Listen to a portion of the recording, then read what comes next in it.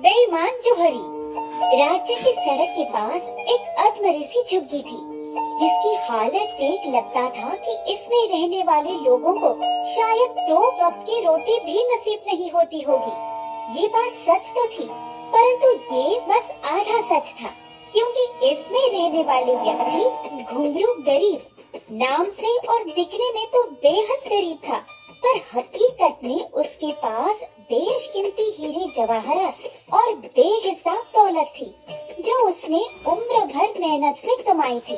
परंतु समस्या ये थी कि वो बेहद ही कंजूस मक्खीचूस किस्म का इंसान था।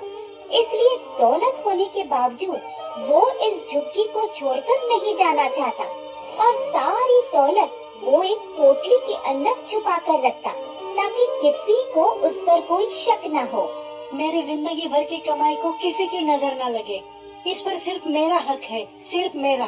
तभी उसे बाहर से ढोल नगाड़े बजने की आवाज आई। मुफ्त का मनोरंजन मिलने की खुशी में घुंघरू तुरंत बाहर दौड़ा।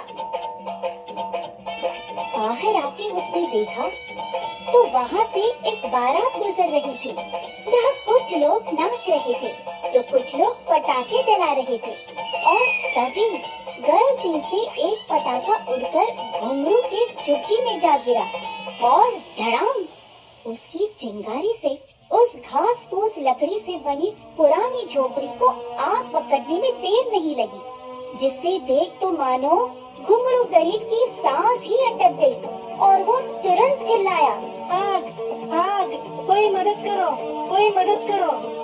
ये सुन वहाँ तुरंत भीड़ इकट्ठा हो गई, परंतु इतनी भीषण आग देख किसी की आगे बढ़कर आग बुझाने की हिम्मत नहीं हो रही थी। अरे मैं तो लूट गया, मैं तो लूट गया। ये सुन वहाँ खड़ा शरण जौहरी नाम का एक जौहरी घुंघरू के पास आया और बोला, अरे घुंघरू गरीब, इस पोकल बाम्बू के झुग्गी के लिए इतना क्यों चिंतित होते हो? वैसे भी वहाँ कौन सा खजाना गड़ा था? खजाना ही गड़ा है शरण जौहरी। मैंने आज तक जो कमाया है सब उसके अंदर है। क्या ही कमाया होगा तुमने? कुछ मिट्टी के बर्तन, एक जोड़ी चप्पल और 2 धोती। नहीं, हीरे जवाहरात और इतने सोने के मोहरे जो किसी जौहरी के दुकान पर भी नहीं मिलेगा। अब मैं क्या करूं? मैं तो लूट गया, बर्बाद हो गया। ये सुन तो शरण जौहरी के तो जैसे कान खड़े हो गए और उसके मन में लालच फूट पड़ी। फिर से उसने वक्त जाया न करते हुए कहा, अच्छा सुनो, मैं तुम्हारा